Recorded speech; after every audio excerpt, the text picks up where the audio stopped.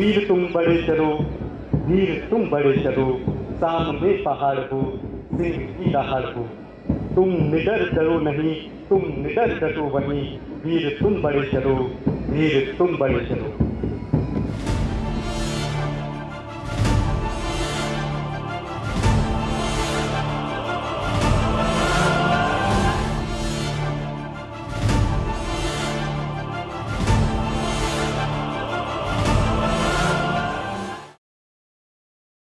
दर्शकों नमस्कार। चंडीगढ़ दर्पण कार्यक्रम में आप सभी का स्वागत है। मानव प्रकृति की गोद में खेलता है और जब हम इस प्रकृति के साथ छेड़छाड़ करते हैं तो यही प्रकृति अपना रौद्र रूप धारण कर लेती है। ऐसी आपदा की घड़ी में केंद्रीय सशस्त्र पुलिस बल की विभिन्न अंग जैसे आईटीबीपी, सीआरपीएफ और बीएसएफ सक्रिय हो जाते हैं। और अगर हम बात करें आईटीबीपी की, जिसका गठन हुआ 24 अक्टूबर 1962 को, तो इस फोर्स के अडिग हौसले, वीरता और आपदा के समय किए गए बहुत से कार्यों की वजह से इसे हिमवीर और माउंटेन फोर्स के नाम से भी हम जानते हैं। आज इस कार्यक्रम में हम बात करने वाले हैं आपदा के समय आईटीबीपी की क्या भूमिका रहती है। इस विषय पर विस्तार से चर्चा करने के लिए आज हमारे साथ स्टूडियो में उपस्थित हैं आईटीबीपी भानु ट्रेनिंग सेंटर के आईजी ईश्वर सिंह दुहन। सर, कार्यक्रम में बहुत बहुत स्वागत है आपका। Thank you Monika Thakur ji. जी, आज हम कार्यक्रम में बात करने वाले हैं आपदा की, कि आपदा के समय इंडो तिब्बतन बॉर्डर पुलिस किस तरह से कार्य करती है। काफ़ी समय पहले इसका गठन हो गया 1962 में। अगर हम बात करें कि उस समय जो गठन किया गया, क्या मोटिव रहा, क्या चीज़ें दिमाग में थी, जहन में थी, उद्देश्य क्या था इसका गठन का? 24 अक्टूबर 1962 को आईटीबीपी का गठन हुआ जी। उस समय इंडिया चाइना की लड़ाई चल रही थी और ये महसूस किया गया कि चाइना बॉर्डर के लिए एक ऐसी सशक्त बल होना चाहिए जो हमारी सीमाओं की सुरक्षा कर सके। जी। इसके लिए आईटीबीपी का गठन किया गया 24 अक्टूबर 1962 को। जी। और शुरुआत में इसको रेज किया गया एज गुरिल्ला कम इंटेलिजेंस कम फाइटिंग फोर्स के रूप में। जी। और इसके अपने पैराट्रूपर्स थे और इसकी ट्रेनिंग काफ़ी सख्त तरीके से शुरू की गई। 14 नवंबर 1962 से जब बेसिक ट्रेनिंग सेंटर का गठन करेरा शिवपुरी मध्य प्रदेश में हुआ। और इसके पहले सेनानी ही बहुत सक्षम सेनानी थे जो कि जिनका अपना ट्रेनिंग का अनुभव था, W.A. गिब्सन। तो इस तरीके से इस बल का गठन हुआ और धीरे धीरे ये बल बढ़ता गया। 4 वाहिनियों से शुरू करके आज हमारी 63 वाहिनियाँ गठित हो रही हैं। जी। और पूरा इंडो चाइना बॉर्डर के अलावा हम लोग नक्सलाइट एंटी नक्सलाइट ड्यूटीज़ कर रहे हैं, वीवीआईपी सिक्योरिटी कर रहे हैं। और हमारी 4 वाहिनियाँ नेशनल डिजास्टर रिस्पांस फोर्स में एज ए फर्स्ट रिस्पॉन्डर्स की ड्यूटी भी कर रही है। अभी आपने देखा पंजाब में जो फोर्स डिप्लॉयड है जी। और जो हरियाणा में जो फोर्स डिप्लॉयड है वो आईटीबीपी के जवान हैं जो कि एनडीआरएफ में पूरी यूनिट के साथ में डेपुटेशन पे है। जी, आपने हरियाणा की बात की। अगर आज की परिस्थितियों को देखा जाए तो आपदा की स्थिति तो बनी हुई है, तो ऐसे में हरियाणा में किस तरह से आईटीबीपी कार्य कर रही है? हरियाणा में आईटीबीपी अभी जो बाढ़ राहत कार्य में बड़ा ही एक्टिव रोल अदा कर रही है। और जैसा आपको विदित है आईटीबीपी की डिप्लॉयमेंट पूरे हिमालय क्षेत्र में है। 3488 किलोमीटर जो कि काराकोरम रेंज में काराकोरम पास से लेकर और अरुणाचल में जचपला तक हम लोग पूरी सिक्योरिटी देते हैं, जिसमें लद्दाख यूनियन टेरिटरी, हिमाचल प्रदेश, उत्तराखंड, सिक्किम और अरुणाचल प्रदेश की जो सीमाएं लगती हैं चीन के साथ में, उसकी सुरक्षा हम सक्षमता से कर रहे हैं। जी, लगातार आईटीबीपी जो है वो बढ़ता गया। आपने कहा 4 से अब 63 तक संख्या पहुंच चुकी है। तो आपदा का जो कार्य है उस समय जो जवानों को ट्रेनिंग दी जाती है तो वो किस तरह की रहती है? कैसे उन्हें मोटिवेट किया जाता है कि उनका जो मोराल है वो डाउन ना हो? क्योंकि हम जो ट्रेनिंग के दौरान चीज़ें सिखाते हैं, एक्चुअल में जो सिचुएशन आती है वो उससे बिल्कुल अलग रहती है। तो ऐसे में कई बार जवान घबरा जाए या इस तरह की परिस्थितियां आती है या नहीं आती है, तो कैसे उन्हें मोटिवेट किया जाता है? जो आईटीबीपी की जो ट्रेनिंग है इसमें आप फिजिकल के अलावा मेंटल टफनिंग की भी ट्रेनिंग होती है। और जिस इलाके में हम लोग तैनात हैं वहाँ के लिए हम दक्ष करते हैं जवानों को माउंटेनियरिंग की ट्रेनिंग करा के, और उससे जो है जवान को अपने हौसले बढ़ जाते हैं कि किसी भी तरह की कोई परिस्थिति है उसके लिए हमें रेस्क्यू मिशंस के लिए ट्रेनिंग दी जाती है, कैसे आप माउंटेन में रेस्क्यू कर सकते हैं। हमारे जवान रिवर राफ्टिंग भी करते हैं, हमारे जवान हैंग ग्लाइडिंग भी करते हैं। तो मेंटली टफ भी हम जवानों को बनाते हैं फिजिकल टफनेस के साथ में। जी, तो इसमें अगर कोई भर्ती होना चाहता है तो कोई एज का क्राइटेरिया है कि इतने एज ग्रुप के जवान ही इसमें आ सकते हैं? हाँ जी, हमारी फोर्स में 18 से 23 साल तक के जवान आ सकते हैं, और इसका जो रिक्रूटमेंट है मैट्रिक पास जवानों का या लड़कियों का हम लोग अभी भर्ती कर रहे हैं जी। और स्टाफ सिलेक्शन कमीशन के माध्यम से ये भर्ती होती है जी। और उसके बाद दूसरी एंट्री है सब इंस्पेक्टर की, जो कि ग्रेजुएट पास होना चाहिए और 25 साल तक का कोई भी स्टूडेंट्स इसमें पार्टिसिपेट कर सकता है। और अधिकारियों की जो रिक्रूटमेंट है वो यूनियन पब्लिक सर्विस कमीशन द्वारा की जाती है और ये रिक्रूटमेंट हर साल की जाती है। तो कितने वर्षों तक अपनी सेवाएं इसमें दे सकते हैं अगर आपकी सिलेक्शन हो जाती है? इसमें जो हमारी जो रिटायरमेंट है वो 60 साल है। 60 साल, जी। तो भारतीय तिब्बत सीमा पुलिस बल जो है काफ़ी अच्छे से कार्य कर रहा है और आपदा की स्थिति हमें पता है कि बरसात के मौसम में और ज़्यादा विकराल रूप ले लेती है हमारी जो प्रकृति है। तो ऐसे में पहले से भी कुछ तैयारियां की जाती है और किसी के ऑर्डर्स का इंतज़ार किया जाता है कि अब आपदा की स्थिति बन चुकी है या अपने आप ही ये फोर्स काम में लग जाती है? हमारी फोर्स अपने आप काम में लग जाती है जी।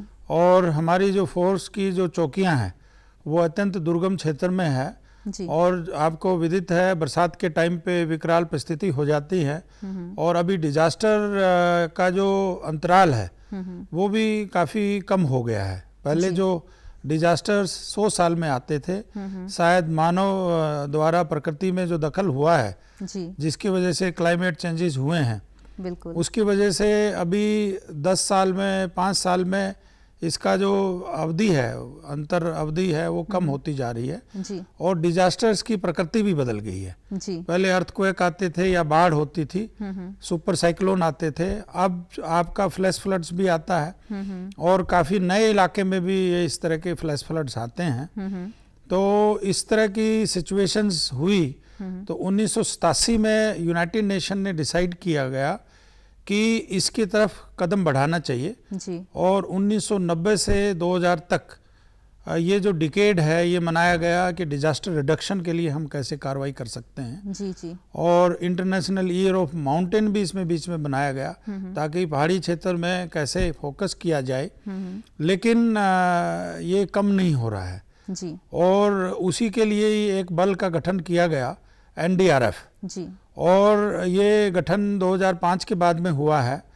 जब 2001 में जो भुज में अर्थक्वेक हुआ जी जी। तो उसके बाद ये डिसाइड किया गया कि हमारा अपना नेशनल डिजास्टर मैनेजमेंट एक्ट होना चाहिए और अपनी एक बल होना चाहिए। तो NDRF का गठन हुआ जी। और उसी के साथ में ही BTC भानु, जिसका मैं मुखिया हूँ अभी, IG BTC भानु की मैं ड्यूटी कर रहा हूँ। यहाँ पर एक संस्थान है national institute of training in search rescue and disaster response. जी। हम लोग कार्य करते हैं मैन मेड और नेचुरल डिजास्टर्स के ऊपर। जी। उसके साथ में जो CBRN इमरजेंसी है, chemical, biological, radiological and nuclear, जी, उस पे भी ITBP काफ़ी काम कर रही है और ITBP के रीजनल रिस्पॉन्स सेंटर्स हर पहाड़ी क्षेत्र में है।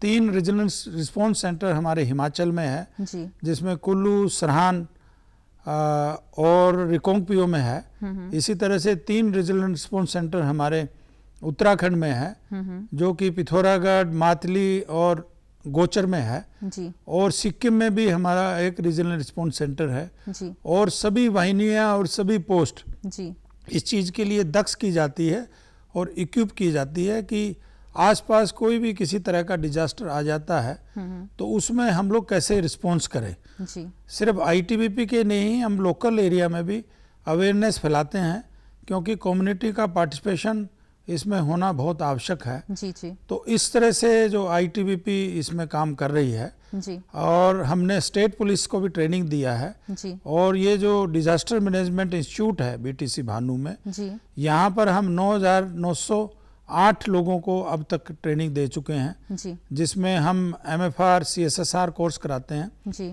जिसमें एक अगर कहीं डिजास्टर हो जाता है उसको कैसे हम रेस्क्यू एंड सर्च ऑपरेशन करते हैं, जी। और कोई भी जीवित मिलता है तो उसको कैसे हम फर्स्ट एड करके और किस तरह से हम उसको MFR की ट्रेनिंग देके उसको हम हॉस्पिटल तक पहुंचाते हैं। जी। इसकी पूरी प्रक्रिया की जानकारी हम जवानों को देते हैं। जी, तो ये जो भानु ट्रेनिंग सेंटर की आपने बात की, तो कमांडोज को भी इसमें ट्रेनिंग दी जाती है और कितने समय की ये ट्रेनिंग रहती है?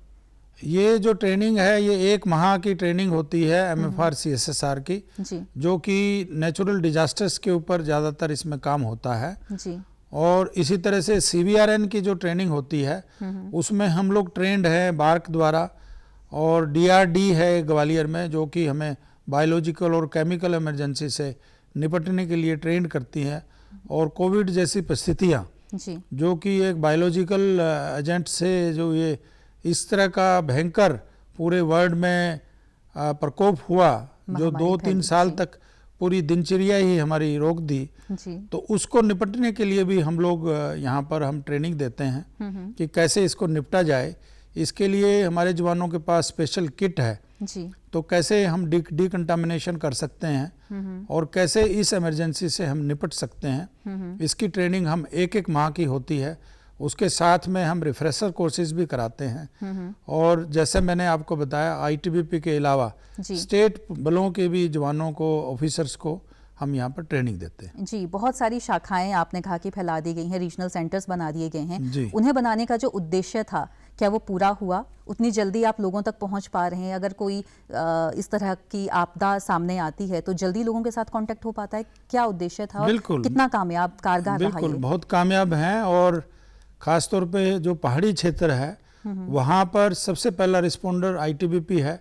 पुलिस को और डिस्ट्रिक्ट एडमिनिस्ट्रेशन को हमारी कैपेबिलिटी पता है, और हम लोग जल्दी से जल्दी पहुँचते हैं। आपने देखा है जो 1991 में उत्तरकाशी में जो भूकंप आया, जी। जी। तो उसमें भी ITBP द्वारा बहुत ही अच्छा रोल प्ले किया गया, और 98 में चमोली डिस्ट्रिक्ट में भूकंप आया, उसमें भी बहुत अच्छा रोल प्ले किया गया, और 2014-15 में आपने देखा बहुत ही भयंकर त्रासदी हुई, जो कि हमारे यात्रा रूट्स जिसमें केदारनाथ, बद्रीनाथ और हेमकुंड साहब, जी।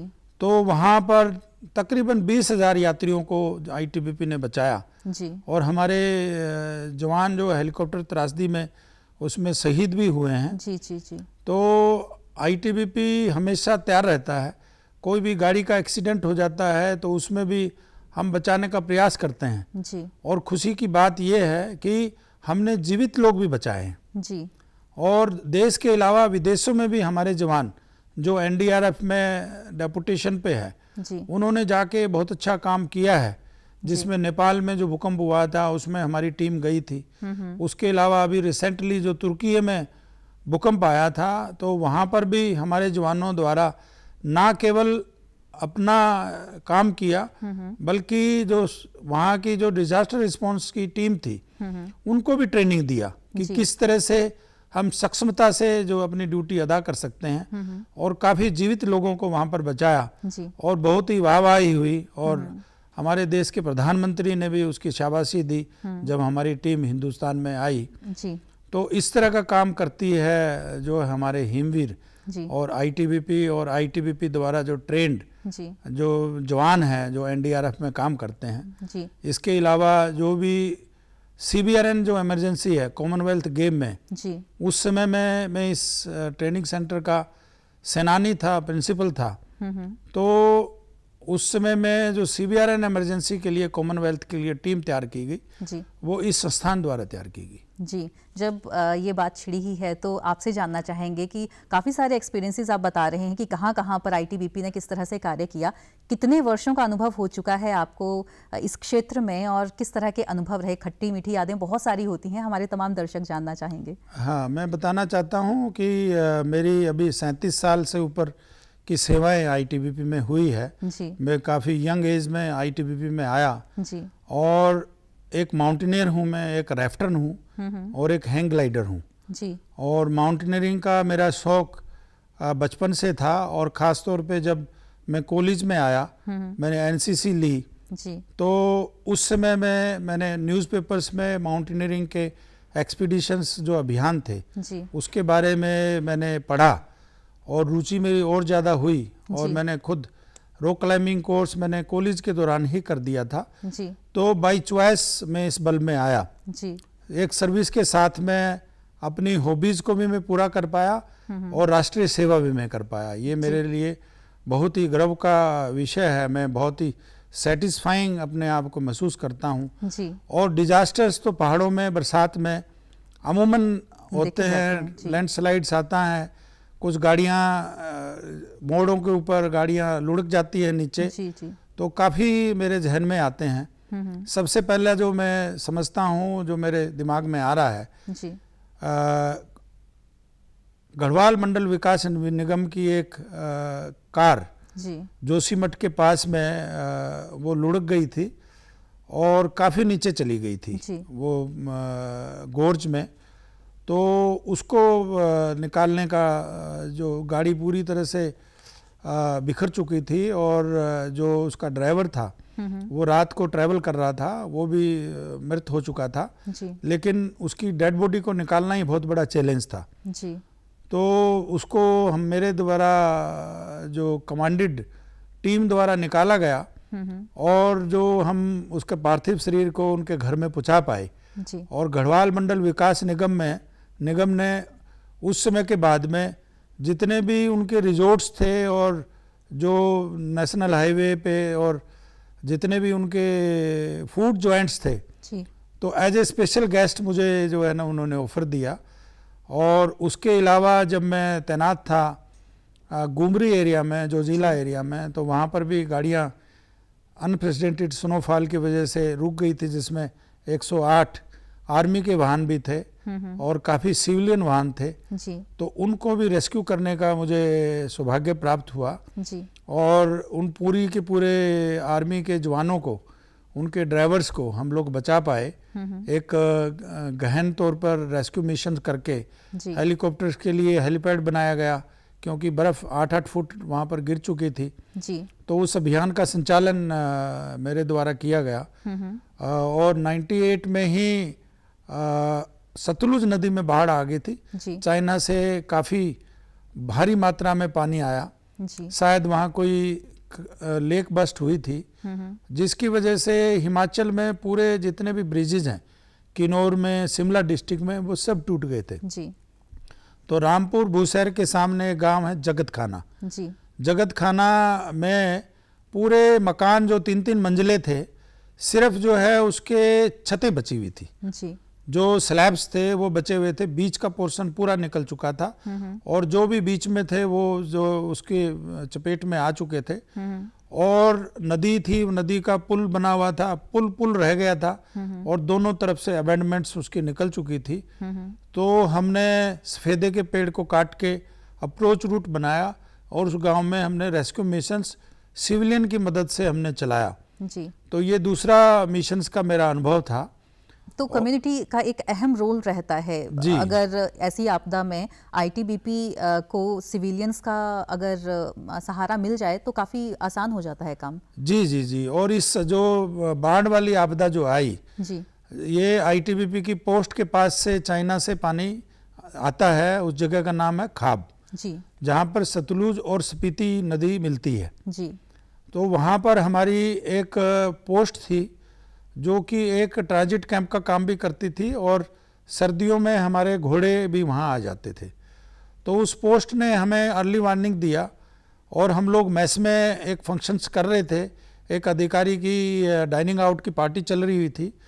तो जब वो रिपोर्ट आई तो हमने टेलीफोन डायरेक्टरी उठाई जी। उस समय में 4 फिगर के फ़ोन होते थे जी। 2345 जी। तो पूरी वो डायरेक्टरी निकाल के हमने कंट्रोल रूम में सभी लोगों को फ़ोन किया कि ऐसे ऐसे बाढ़ आएगी और काफ़ी लोग जो नदी के किनारे उनके मकान थे वो बच पाए जी। क्योंकि रात को अमूमन आदमी सचेत नहीं रहता, सोया हुआ उस डिजास्टर्स में बह ना जाए। तो इस तरह के मौके काफ़ी बार आईटीबीपी के अधिकारियों को जी। और जवानों को आते हैं, जब इस टाइम पे बहुत बड़ी त्रासदी से हम जो है सिविलियन को बचा सकते हैं। जी सर, कहते हैं सावधानी हटी दुर्घटना घटी। जब इस तरह की कोई आपदा आती है, भूस्खलन होता है, बादल फटने की घटनाएं हैं या बाढ़ आती है, तो ऐसे में जवानों के ऊपर एक ही रिस्पॉन्सिबिलिटी होती है कि अपनी जान के साथ साथ उनको जो लोग हैं, आम जनता है, उनकी जान भी बचानी है। तो कौन सी सावधानियां हैं जो जहन में वो रखते हैं? आईटीबीपी के जवानों को ट्रेनिंग ही इस तरह की दी जाती है कि अपने आप को सेव करते हुए सबसे पहले अपनी सेफ्टी का ध्यान हम रखते हैं, और उसके बाद हम सिविलियन की जान माल की रक्षा करते हैं। जी। तो ये ट्रेनिंग हमें दी जाती है, और इसके लिए अभी प्रोटोकॉल्स बने हुए हैं। जैसे अर्थक्वेक आता है जी। तो किस तरह की प्रिकॉशंस लेनी है, जी। कैसे रिस्पोंड करना है, ये ना केवल हम ध्यान रखते हैं जी। बल्कि आसपास की जो पॉपुलेशन है जी। उसके बारे में भी हम पूरा लोगों को सचेत करते हैं। जी। अब कोई मलबे में दब चुका है, भूस्खलन हुआ है या इमारतें गिर चुकी हैं, तो लोगों को ढूंढने के लिए जो डॉग्स की टीम रहती है वो महत्वपूर्ण भूमिका अदा करती है। तो किस तरह से उनको ट्रेनिंग दी जाती है और कैसे काम किया जाता है, ये सर्च ऑपरेशन किस तरह से आगे बढ़ता है? हाँ, बीटीसी के अंडर में national training centre for dog भी है। जी। और हम उनको ट्रेनिंग देते हैं सर्च एंड रेस्क्यू की। जी। कि किस तरह से लाइव जो इंसान है जी। उसको बचाया जाए, और अगर उसकी डेथ भी हो जाती है, जी। क्योंकि डॉग की जो स्मेल पावर है वो ह्यूमन बीइंग से बहुत ज़्यादा होती है। जी। जी। और उसी स्मेल पावर का इस्तेमाल करते हुए हम डॉग को बाकी एक्सप्लोजिव की, नारकोटिक्स की, वाइल्ड लाइफ आर्टिकल्स को स्मेल करने की भी ट्रेनिंग देते हैं, और डॉग को इन चीज़ों में हम सक्षम बनाते हैं। और हमारे पास कोलैप्स स्ट्रक्चर्स रखे गए हैं। जी। और उस कोलैप्स स्ट्रक्चर्स में भी हम उनको स्मेल करने की ट्रेनिंग देते हैं। और सडनली डॉग जो है फोर्स मल्टीप्लायर है, और तुर्कुए में भी हम लोग डॉग लेके गए थे। जी। जी। तो हमारे लेब्राज ने काफ़ी अच्छा रोल उसमें अदा किया, और काफ़ी 1 दिन 2 दिन के बाद भी जो मलबे में दबे हुए लोग हैं और बच्चे हैं, उनको हमारे डॉग की मदद से हमारी जो डिजास्टर रिस्पांस टीम थी वो बचा पाई। इंडो तिब्बतन बॉर्डर पुलिस में अब महिला कर्मियों की भी नियुक्ति शुरू हो चुकी है, तो आपदा के समय ये महिला कर्मी किस तरह से कार्य करती हैं, इनकी क्या भूमिका रहती है, किस तरह की ट्रेनिंग इन्हें दी जाती है? पहले जो शुरुआत में 2003 में हमारी आईटीबीपी में डिजास्टर मैनेजमेंट की ट्रेनिंग शुरू हुई जी, तो हमारे पास मैनिक्विन्स हैं जी, इवन हम जवानों को ट्रेनिंग देते हैं कि अगर कोई महिला एडवांस स्टेज ऑफ प्रेगनेंसी में है जी, तो उसको हम किस तरह से डिलीवरी करने में मदद कर सकते हैं। जी, तो मैनिक्विन की मदद से हमने उनको ट्रेनिंग दिया और 2008 से आईटीबीपी में महिलाएं आ रही हैं जी, तो हम उन महिलाओं के लिए भी स्पेशल ट्रेनिंग आईटीबीपी ने शुरू की है जी, और 50% महिलाएं हैं और डिजास्टर मैनेजमेंट में भी जो डिजास्टर एरिया में भी 50% महिलाएं उसमें फंस सकती हैं। जी, तो महिलाओं का योगदान किसी से कम नहीं है जी, और देखा गया है कि महिलाओं का रोल इवन हमारे जो जवान हैं जी, उससे भी अच्छा पाया गया है क्योंकि उनके अंदर नेचुरल जो इस तरह की इंस्टिक्ट रहती है कि वो किस तरह से जो केयरिंग एटीट्यूड महिलाओं का ज़्यादा अच्छा रहता है। जी, और हमारी बल में रेगुलरली कोई भी महिला आईटीबीपी को ज्वाइन कर सकती हैं। पहले बॉर्डर सिक्योरिटी फोर्सेस जो बॉर्डर गार्डिंग फोर्सेस हैं जी, उसमें महिलाओं की एंट्री नहीं थी लेकिन अब सरकार ने महिला सशक्तिकरण की तरफ कदम बढ़ाते हुए निर्णय लिया है कि सभी बलों में महिलाओं की प्रतिशतता बढ़ाई जाए। जी, अभी हम लोग तकरीबन 4% के लगभग बलों में महिलाओं को ले पाए हैं जी, और निवेदन है हमारे देश की लड़कियों से जी, कि ज़्यादा से ज़्यादा संख्या में आईटीबीपी या अन्य बलों में आएँ। ये बल आपकी इंजार में है और बहुत अच्छी यहाँ पर करियर अपॉर्चुनिटीज़ है और बहुत अच्छे ढंग से ख्याल रखा जाता है। बट आप में सिक्योरिटी फोर्सेस में और देश सेवा में अपना रोल अदा करने का जज्बा होना चाहिए। जी। हमारी जो शारीरिक क्षमता है वो हमारे स्वास्थ्य पर बहुत अधिक निर्भर करती है। अगर हम स्वस्थ होंगे तो क्षमता हमारे शरीर की खुद ब खुद बढ़ जाएगी, और योग जो है इसमें एक अहम रोल अदा करता है। अगर हम बात करें आईटीबीपी में योग की भूमिका है, उसको शामिल किया जा रहा है, तो कैसे शामिल किया जा रहा है, क्या कुछ किया जा रहा है खास इसमें? योग जो है, योग का आईटीबीपी जैसे बल में, जिसकी तैनाती बहुत ही दुर्गम क्षेत्र में है और वहाँ पर इवन ऑक्सीजन की मात्रा भी बहुत कम है जी, और कहा जाए तो सांसों को भी सांस नहीं है जी, तो वहाँ पर इस योग का रोल जो है बहुत ज़्यादा हो जाता है। जी, योग और प्राणायाम, इसके लिए हरियाणा योग आयोग की मदद से हमने कदम बढ़ाया है जी, और हरियाणा योग आयोग के अध्यक्ष डॉक्टर जयदीप आर्या का मैं विशेष तौर पर धन्यवाद प्रकट करना चाहूँगा कि उन्होंने आईटीबीपी के लिए एक योग प्रोटोकॉल बनाया है जी, कि ये आसन और ये प्राणायाम जी, अगर आईटीबीपी का जवान हिमवीर करेगा जी, तो उसको सडनली बेनिफिट्स होगा। और मैंने खुद भी पाया है कि योग, अगर आप सेक्लूडेड पोस्ट के ऊपर तैनात हैं तो अगर आप योग करते हैं तो आप मानसिक तौर पर और शारीरिक तौर पर बहुत स्वस्थ रहते हैं। जी, हमारा काफ़ी इलाका ऐसा है और काफ़ी पोस्टें जो विंटर में पैक हो जाती हैं और वहाँ बाहर का टेम्परेचर -45 डिग्री तक पहुँच जाता है, जी, तो आप इंडोर ही कोई फिजिकल एक्टिविटी कर सकते हैं। जी, जी, तो योग और प्राणायाम ये हमारे बहुत ही इम्पोर्टेंट कंपोनेंट हो जाते हैं। जी, तो आईटीबीपी को बहुत इससे फायदा हुआ है। जी। और ईश्वर सिंह BTC दुल्हन जी, मैं रुकना चाहूंगी जी। आपको। समय कम है तो जल्दी से आपसे जानना चाहेंगे, क्योंकि हरियाणा, पंचकुला या फिर पंजाब हम आसपास देखते हैं बहुत सारी, या पहाड़ी इलाकों में हम देखें बहुत सारी त्रासदियां हो रही है और अपने पुराने अनुभवों से हम आगे के लिए कुछ ना कुछ सीख लेते हैं। तो इन क्षेत्रों के लिए आगे की जो आपकी रणनीति है आपदाओं से निपटने के लिए, वो कुछ खास है तो हमारे दर्शक जानना चाहेंगे उसके बारे में।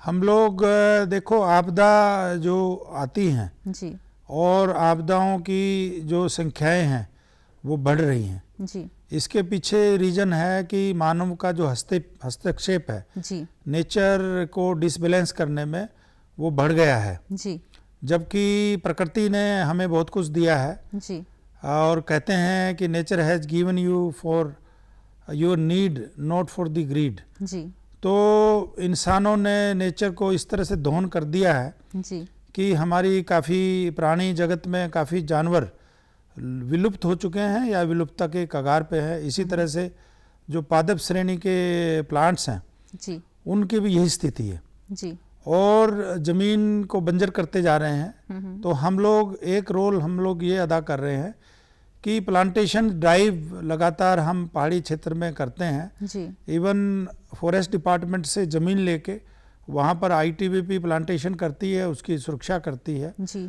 और उसके अलावा हम लोगों को अवेयर कर रहे हैं। आसपास के स्कूल में हम लोग जाते हैं, जी, उनको बताते हैं कि भूकंप की परिस्थितियों में कैसे आपने काम करना है। और हम लोग जिस इलाके में तैनात हैं जी, वो जोन 4 और जोन 5 भूकंप क्षेत्र में आता है जी, और ये भूकंप आने के बाद काफ़ी ज़्यादा नुकसान होने का अंदेशा है। जी, तो इस तरह की आपदा जब आती है तो कैसे उससे निपटा जाए, कैसे अपने आप को बचाया जाए।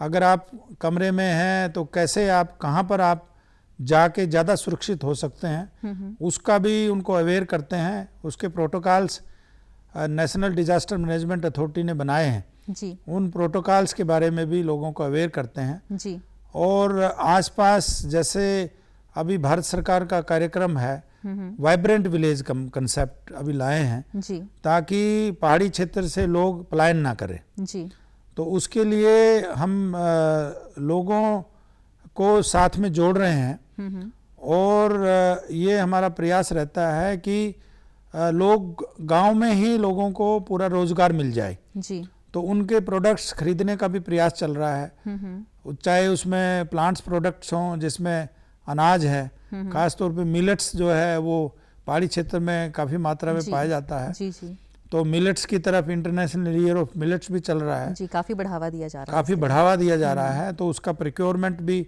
हम शुरू कर रहे हैं, स्टेट के साथ में मिलके इसका मोडेलिटीज़ जो है वो वर्कआउट की जा रही है। जी, तो आसपास के लोगों को कैसे मदद करें जी। और आयुष्मान जो की योजना चली है जी। जिसमें सभी लोगों को आयुष्मान का बेनिफिट दिया जा रहा है। जी। तो हमारे हॉस्पिटल्स हैं वो भी आयुष्मान के अंतर्गत हैं।